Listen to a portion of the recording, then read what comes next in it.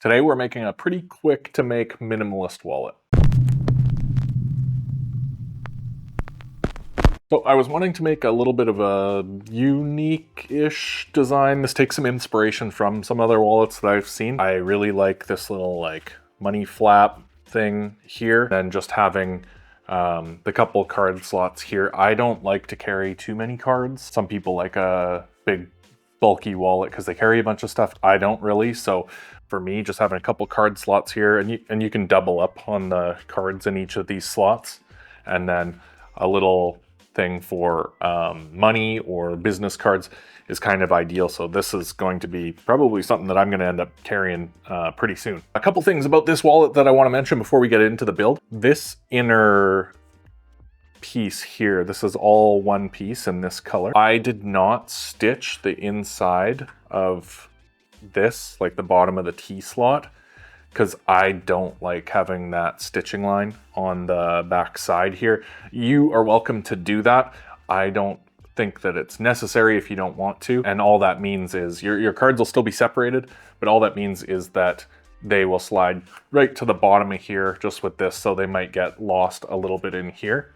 Not a big deal to me, but if you want that bottom of the T slot to be glued and stitched, by all means do it. You'll just end up with a stitch line out here that I just don't like the look of.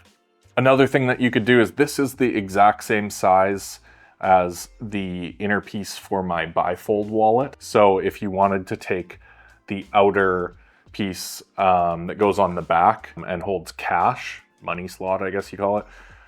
If you want to put that on the back, that would fit on here. Obviously, you would have to do some fancy stitching when you get to the bottom and leave a little bit of a gap so that it can fold, just because those pieces are slightly longer than the inner pieces, and so they need a little bit of a gap at the bottom, or it'll affect the way the leather looks. And actually, another thing I wanted to mention before I get into it, I get comments that I never say what leather I'm using for my projects, so I'm going to start doing that. And this beautiful looking leather is actually from Belts Production. This isn't sponsored or anything, I just bought these from them. But this is their marbled belly, and it's just gorgeous. I have a bunch of them that I picked up from them. I was a little bit worried that using a belly was going to be soft, but that's not the case at all. It's just beautiful leather, perfect for a wallet, rigid enough that, you know, this thing is still solid, but not so soft that it's like floppy. And I'll link to Belts Production down below in the description. Again, not sponsored or anything. I just really like their leather.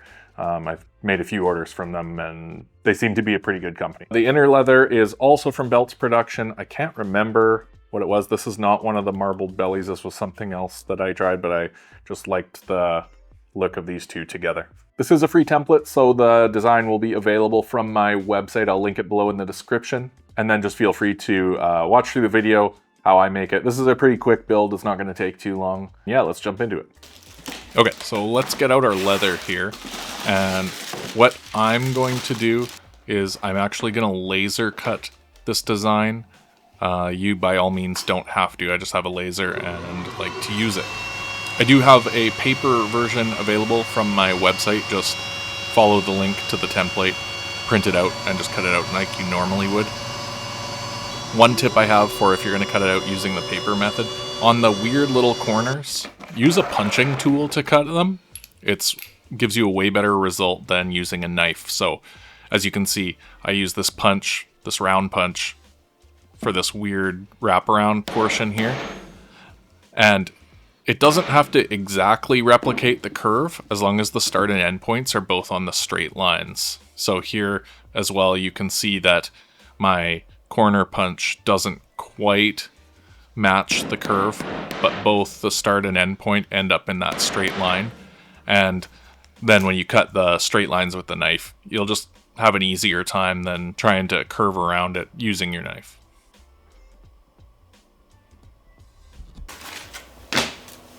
And once all your pieces are cut out, I like to just stamp my maker's mark on here. Again, you don't have to do this, so you can put whatever you want on the inside. This is just going to show on the inside of the wallet.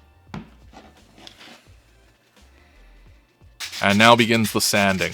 We want to sand down the insides of the pockets and burnish them as well. Don't forget this part because it is a pain in the ass to try to sand and burnish once you've put a wallet together and then realize that you forgot to do the pocket tops. And I'm just going to go around and bevel the edges now. I like to do a quick sand before I bevel, but you can skip that first sand if you like to bevel and then do all your sanding after. Especially with the laser, it helps to remove some of that carbon. And once it's all beveled up, I'm going to put some Tokonol on. This Tokonol pen, I actually have a video on this, but this Tokonol pen is half Tokonol, half water, and it just makes it super easy to apply. And I apologize for my autofocus here. Now I'm just going to give it a quick burnish in the machine. And then after that, I'm going to take it back to the bench. I'm going to do a sand with a 1000 grit sandpaper. And then just give it a secondary burnish with the canvas bag. This one can be a little bit of a pain to sand and burnish. So I'm just going to work at it with my Tokonol pen as well as kind of smear it around with my fingers. And then I got this little wood slicker to burnish around tight corners. It's kind of been an amazing tool for burnishing tight corners. I'll link it below in the description as well. Now what I'm going to do is take my skiving knife and cut little notches on the sort of T-slot spots at the tops of the pockets here.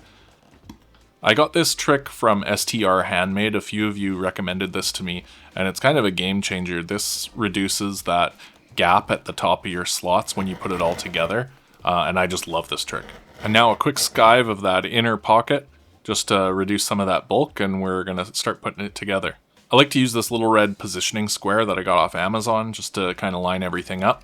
And then I mark the start and end points using my scratch awl. And then I'm just going to put some glue on there, and I spread it out with this silicone makeup brush that I also picked up off Amazon. And again, links to all the tools that I use are going to be down below. Some of these dumb little tools that I got off Amazon really make life easier. And now I'm just going to lay the top piece on the bottom piece. The really thin part at the top of the wallet can sometimes be finicky when you're sticking it down. So just work slowly at this and make sure it's lined up properly so that it matches the top. And now we're going to glue the outside pocket on. And I'm going to use the same process, just glue with the bottle, use this little makeup brush, and line it up with the positioning square. Now once the glue is fully set, I like to give it a quick sand in the machine just to make sure that all of those edges are even. This isn't the final sand by any means, we'll do that after we stitch it up, but I just find that doing it at this point makes way easier. I'm also going to quickly bevel the edges here and give it another little sand, and then I am going to mark my stitching line with my wing dividers. I set my wing dividers for 4mm, and that seems to be the perfect amount for the little strip at the top. And after that, we're going to go and punch our stitching holes in. I use these beautiful Sinabroks stitching punches that I got from Sinabroks. Link for those in the description as well. And then we're going to saddle stitch everything up. Now this does make for a lot of stitching all the way around. I like to do it in one long piece of string, but that makes it so that I have to back up across the room. So do whatever you like to do here. You can cut it in half and do 2 lines. I just like having one continuous string. And once your stitching's all done, you just take it back to the bench, cut the strings off. I melt it with a lighter and then just touch it with my finger, but do whatever you normally do when you stitch something up.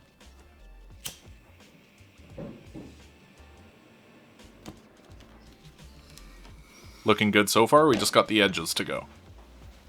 For the edges, I am going to sand them down, and I like to use a bunch of different grits. So I use grits ranging from 320 to 1000.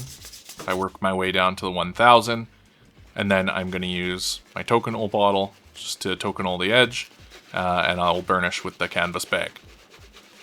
And finally, I'm just going to use my finger and reach in, just kind of run along the seams and break up some of that glue on the insides. Funny enough, I do not have a bone folder still. I've never actually got one, so maybe I need to put that on the list in the future. And that's all there is to this one. Again, pretty simple wallet. I just really like this design a lot. I'm going to transfer all my cards into here and probably start carrying this thing around. It's low profile enough that I would carry it around in my front pocket still. Probably not going to be for those people who carry around a million cards and have a bunch of stuff in their wallet. But for those people leaning on the minimalist side, this is going to be for you. Remember, the template is available at my website. The link is below, as well as links for every tool that I use, everything that you saw in the video, and for this leather from Belts Production. I'm not affiliated with Belts Production in any way, unless you're interested in Belts Production. I just thought that this is a beautiful leather. Head over there, pick some up. They got a bunch of other cool stuff as well. Go take a look. But anyway, that's it for me. I'll see you in the next one. Bye.